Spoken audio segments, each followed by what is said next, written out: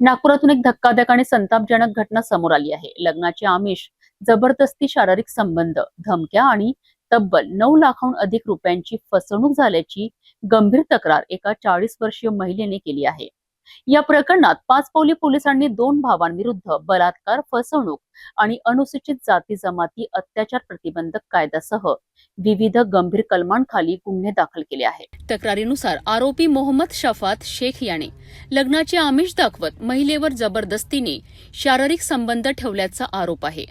तर दुसरा आरोपी मोहम्मद नावेद शेख याने हे संबंध उघड करण्याची धमकी देत महिलेकडून पैसे उकळल्याचा आणि तिच्यासोबत जबरदस्तीने शारीरिक संबंध ठेवल्याचाही आरोप करण्यात आला आहे. या दोन्ही आरोपींनी मिळून तब्बल 9,67,921 रुपयांची आर्थिक फसवणूक केल्याचा दावा फिर्यादीने केला आहे. महिलेच्या तक्रारीवरून पाचपावली पोलिसांनी विविध गंभीर कलमांखाली गुन्हा दाखल करून पुढील तपास सुरू केला आहे. या प्रकरणातील सर्व आरोप हे फिर्यादीच्या तक्रारीवर आधारित असून त्यांची सत्यता तपासाअंती स्पष्ट होणार आहे. या संवेदनशील प्रकरणाचा तपास पाचपावली पोलीस करत असून पुढील घडामोडींवर सिटी न्यूजचे लक्ष राहणार आहे.